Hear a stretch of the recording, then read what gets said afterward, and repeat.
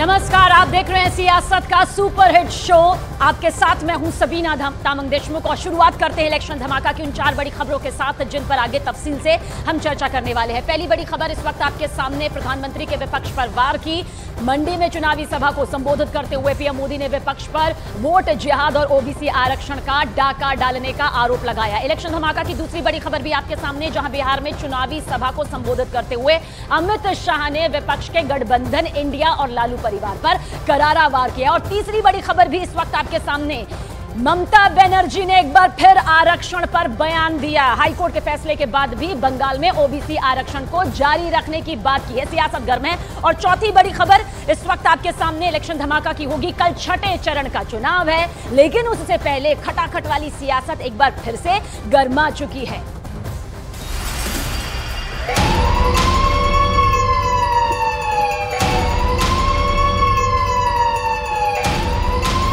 और इलेक्शन धमाका जिसमें बड़ी खबरों के साथ हम हाजिर हैं, लेकिन इसे आप गौर से देख लीजिए। आज प्रधानमंत्री नरेंद्र मोदी ने हिमाचल के मंडी और शिमला में रैली की और इस दौरान प्रधानमंत्री नरेंद्र मोदी ने जमकर विपक्ष पर करारा प्रहार किया। उन्होंने कहा कि पहले कांग्रेस दुनिया में सिर्फ गुहार लगाती थी, वहीं अब इन्हें वंदे मातरम और भारत माता की जय से भी दिक्कत है। ममता बनर्जी पर आरोप लगाते हुए पीएम मोदी ने कहा कि अब उन्हें कोर्ट का फैसला भी मंजूर नहीं है। इसी के साथ पीएम मोदी ने यह भी कहा कि हमने तारीख भी बताई और मंदिर भी बनवाई।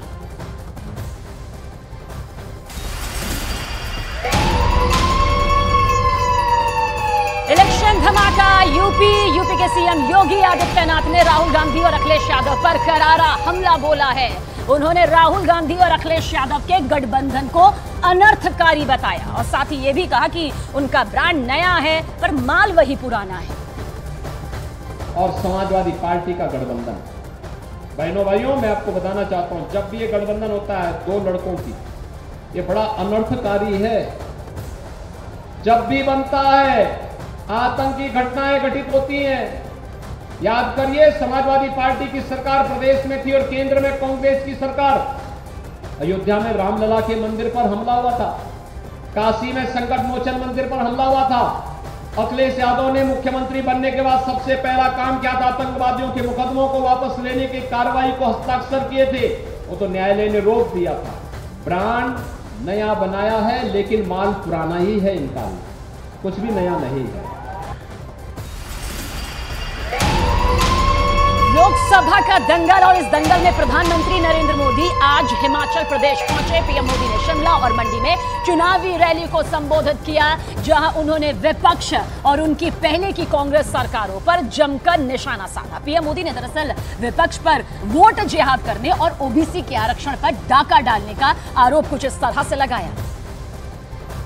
कांग्रेस की कमजोर सरकार दुनिया में गुहार लगाती फिरती थी। मोदी ने कहा, भारत अब दुनिया के पास भीख नहीं मांगेगा, भारत अपनी लड़ाई खुद लड़ेगा।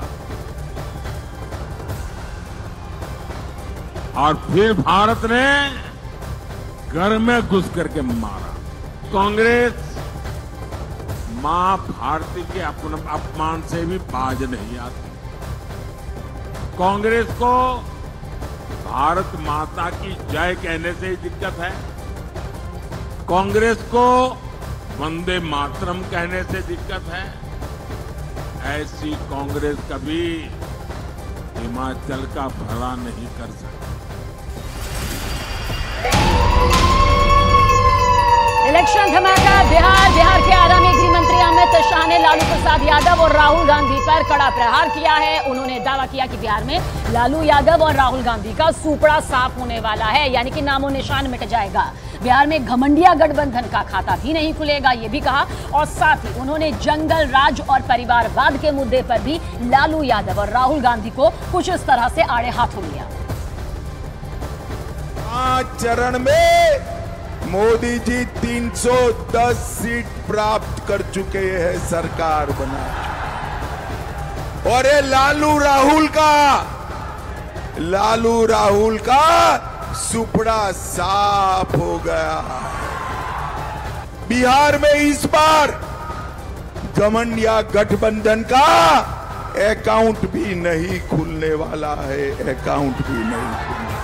आरा वालों, आपके पास दो विकल्प, 12 लाख करोड़ के घपले घोटाले करने वाला घमंड या गठबंधन, और दूसरी ओर पारदर्शिता से गरीब का कल्याण करने वाला नरेंद्र मोदी।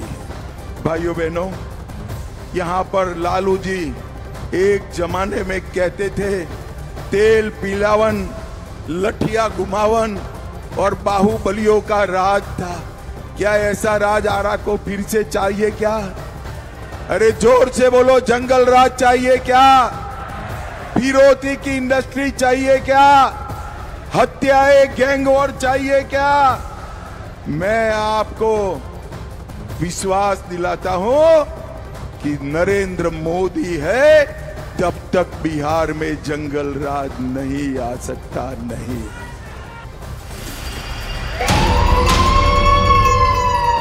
देश की राजधानी दिल्ली पर इस वक्त सभी की निगाहें टिकी हुई हैं, क्योंकि कल दिल्ली की सभी 7 लोकसभा सीटों के लिए वोटिंग होगी। ऐसे में सवाल ये उठ रहे हैं कि क्या बीजेपी साल 2019 वाला करिश्मा दोहरा पाएगी, या फिर कांग्रेस के साथ गठबंधन करके चुनाव लड़ रही आम आदमी पार्टी कोई बड़ा उलटफेर कर पाएगी। ये सियासी रणनीति आप कुछ इस तरह से समझें।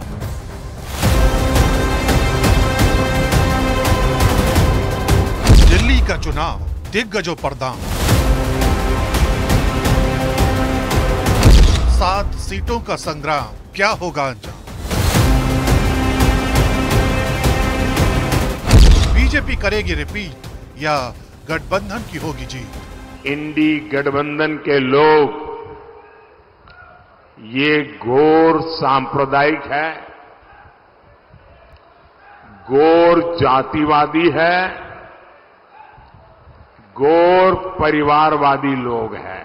अरे हमें ऐसा प्रधानमंत्री चाहिए जो हमारी समस्याओं का समाधान करे, हमारे देश को तरक्की के रास्ते पे लेके जाए।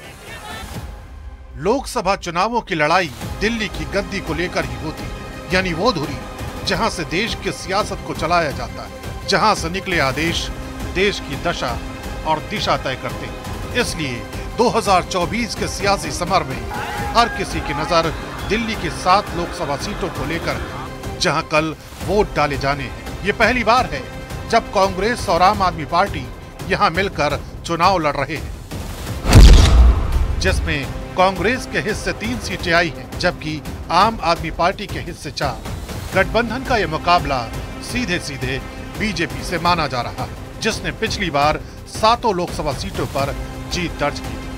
लेकिन राजनीतिक आंकड़ों में बीएसपी भी उलटफेर करने को तैयार है, क्योंकि पार्टी ने 7 लोकसभा सीटों पर अपने उम्मीदवार उतारे हैं। आपको दिखाते हैं कि छठे चरण के रण में मुख्य मुकाबला किन के बीच माना जा रहा है। उत्तर पूर्व दिल्ली से बीजेपी के मनोज तिवारी के सामने कांग्रेस के कन्हैया कुमार चुनाव लड़ रहे हैं।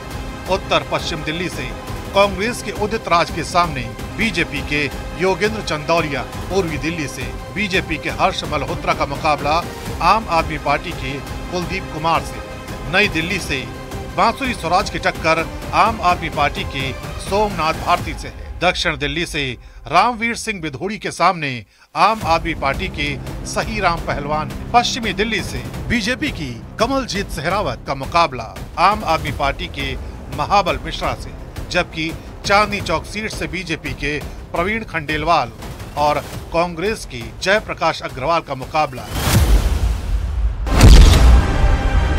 और अब जरा पिछले चुनावों का वोट शेयर भी देख लेते हैं।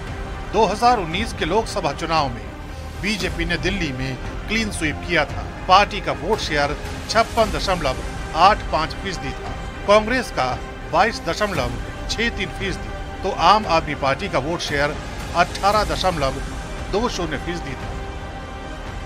2014 के चुनाव में भी मोदी लहर ने दिल्ली की सारी लोकसभा सीटें बीजेपी की झोली में डाली। तब बीजेपी का वोट शेयर 46.63% था, कांग्रेस का 15.22% और आम आदमी पार्टी का 33.08%। लेकिन इस बार दिल्ली की सियासी फिजाएं बदली हुई।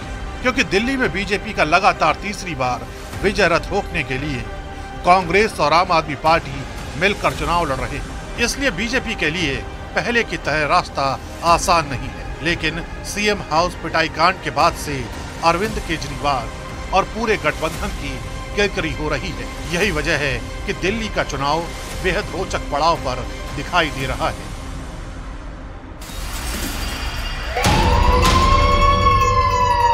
ओबीसी आरक्षण पर कलकत्ता हाईकोर्ट के फैसले पर ममता बनर्जी का बयान सामने आया। ममता बनर्जी ने कहा कि मैं ओबीसी रिजर्वेशन काटने नहीं दूंगी, यानी कि आदेश मानने को तैयार पश्चिम बंगाल की मुख्यमंत्री ममता बनर्जी कतई नहीं है। ओबीसी का आरक्षण जिस तरह चल रहा है वैसे ही चलेगा। जानकारी आप तक पहुंचा दें कि कलकत्ता हाईकोर्ट ने साल 2010 के बाद जारी ओबीसी प्रमाण पत्रों को खारिज करने का फैसला लिया है, जिसे ममता बनर्जी ने मानने से साफ इनकार कर दिया। তাই বলি ভয় পাওয়ার কোনো কারণ নেই। আমি ওবিসিদের রিজার্ভেশনও কাটতে দেব না। ওবিসিদের যেমন চলছিল চলবে, তপশিলীদের যেমন চলছে চলবে, আদিবাসীদের যেমন চলছে চলবে, সাধারণ মানুষের যেমন চলছে চলবে। ইকোনমিক ব্যাকওয়ার্ড ক্লাস তাদের জন্য আমার স্কিম আছে, সেগুলো চলবে। আর লক্ষ্মীর ভান্ডার আগে করেছিলাম 60 বছর পর্যন্ত।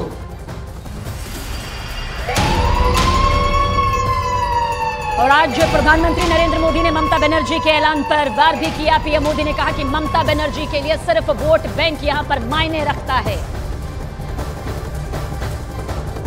इंडी गठबंधन की साजिश का ताजा उदाहरण पश्चिम बंगाल में सामने आया।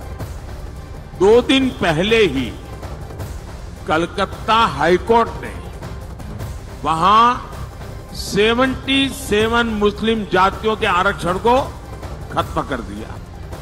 कोर्ट ने किया। आप लोग कल्पना कर सकते हैं, मुसलमान की 77 जातियों को इंडी गठबंधन वालों ने रातों रात ओबीसी बना दिया था और ओबीसी का जो हक था वो उनको दे दिया था। ऐसा करके इन लोगों ने संविधान की धज्जियां उड़ा दी।